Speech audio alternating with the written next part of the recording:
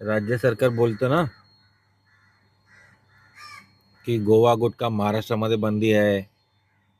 कधी तुम्ही फिल्मी स्टाईलने गाड्या जाऊन अडवता आणि पकडता. त्याच्या बातम्याच्या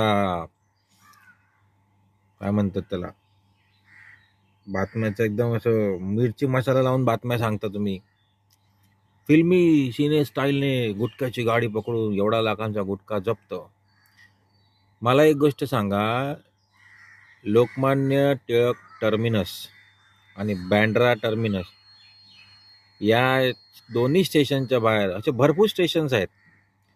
त्याच्या बाहेर जेव्हा गुटखा जो हा ओपनली विकला जातो ना, मिरज, विमल, नजर, गोवा गुटखा ओपनली जे विकलं जातं ना, त्याचा वाली कोण आहे? ओपनली विकतात सगळं दाखवून. हां, ते पैसे कुठे जातात? उत्तर द्यावं राज्य सरकारने.